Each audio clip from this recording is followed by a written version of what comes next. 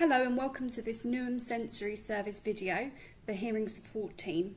So today we're going to talk about the mini mic, the cochlear mini mic, and its functionality and where to wear it and general information about the accessories. So this is the cochlear mini mic. It has a microphone here and also here on the device. At the top we have the on-off button, so we're going to press that to start. So you need to hold it down, you'll see there's a green light will appear at the top and that means it's on. And then at the back we have some different functions. You don't need to worry too much about that other than to check that the light initially comes on for the microphone one at the top, which it did when I turned it on. Okay, so we now have this device on. We can see that the light is flashing green. It would have already been connected either by the technician from the Newham Sensory Service or by your qualified teacher of the deaf. So you don't need to worry about the whole setup of the device. So now we just need to connect it, which is very easy. I don't have a Baha, which is generally what this might be used for. So I'm going to just explain verbally what you have to do. It's very easy. So you're going to have the device off because that's how it's going to come to you, because you won't leave it on all night, hopefully, while you're not in the school or at home. You're going to turn the device on, and at the same time, on the side or on the top of the Baha device, the actual mechanical part, not the band, there's going to be one button. So you're going to turn this on, and then within the first 20 seconds, you're going to hold down that button on the Baha for 3 seconds very near to this mini mic.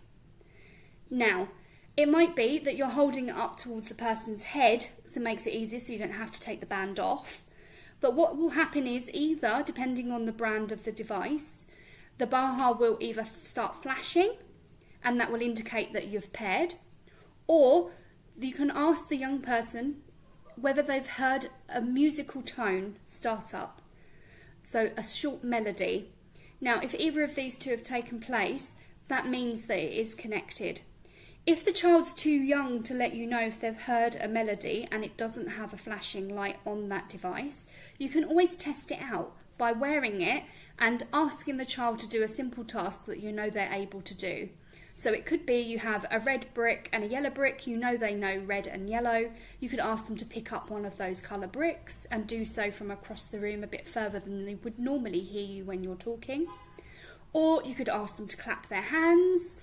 You could ask them to do something like sit down and stand up, whatever it is you feel that they're able to do, just to check that they've heard you, and do that at quite a distance whilst wearing the microphone. So I'm going to explain about wearing the microphone now and some of the other buttons on the device. So you've turned it on and you have the flashing light. So you might have it on, which you would like you to wear it. If you put your thumb on your bottom lip, where your little finger lands, that's where I'd like you to either clip it using the clip at the back, which is the most safe version of wearing, or we will also be providing you with a lanyard. This is magnetic. I would be conscious of the fact sometimes the magnets do detach from the device lanyard, so I would be very careful to be aware of that it might detach and therefore it won't be magnetic any longer. So just checking that you're still wearing it occasionally would be really useful. Now, on the clip, there is a bit of an indent you can see, and that's so that you can thread the lanyard into the clip, and it sits quite snugly, and then you can attach it to your neck via the clip. So this isn't adjustable in terms of length, so if you do find that it's actually a bit too long from where it ideally should sit, you could always do a little like loose knot so that it shortens the length a little bit as a trick to reducing the length. So I'm not going to use the lanyard while I show you where to wear it. So you're going to wear it on either your own work lanyard, possibly if you've got a staff one, or on a top like mine. And that's about where we want to wear it, because we want the microphone to be that distance from our mouth so that we can hear the voice much clearer when we're speaking. It's going to transfer your voice directly to the implant, the Baha, of that young person, so they can hear you much better, and also it will reduce some of that background noise that might be challenging for them as well. And also it's really good for when you're playing outside or sports activities, because they can actually hear you at a greater distance if you're giving instructions, whereas normally if they're quite far away it might be quite challenging for them to do so. So please do wear it for those situations. Now, some of the buttons on the side. So this very small button here, you can see in the middle between the volume up and the volume down button, this is actually the mute button. Now, it is very small, so when you press it, you will notice that you'll have this orange flashing light. This lets you know that you are actually muted. And to press it again would turn it off. So now it's active again as a device. Now, when would you want to mute it? So if you're not actually talking to that child and you're talking to other children and it's about things that aren't relevant for that child or young person, please do mute it, because it's going to be very distracting for them and they don't need to hear what you're saying to those other children. If you're talking to the whole class or to that individual, then please do unmute it and make sure that it is working, that you have the green light and that you don't have a flashing light on the mute button. Okay, so further parts. So we have a hole here, and this is for our audio connection. So it might be that you're using a laptop or a tablet and you need to listen to things on there, the young person or child does. You can attach the audio lead to that device and then the sound will go directly to their Baha. So this is really useful in that listening via headphones or a headset might not work for that learner, so this is another option. And you can always trial it and see how they feel about it as well. It doesn't have to be used. So give it a go and see how they feel. Now, the other buttons on the back you don't need to worry about. They're what will be used by the professional from the NUM Sensory Service, so please don't worry about those. The next thing I want you to be aware of is this. This is the charging port. So you will be given a charging lead that has the appropriate end for that to attach. And also it will have a USB end. So either you could charge it on a laptop or another device if you want to, but that might be a little bit slower than what you would prefer. So we also provide a plug.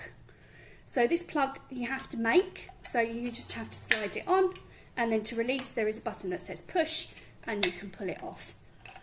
So this will all be in the case.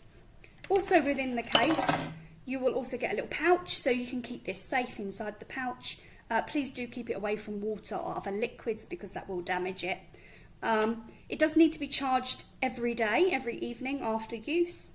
So please do organise a safe space for that to be charged daily. If the child's of an age where you feel it's appropriate and you might want to discuss this with your teacher of the deaf, it might be that it becomes their responsibility to charge this of an evening after school. And it won't do it any harm to stay on charge overnight.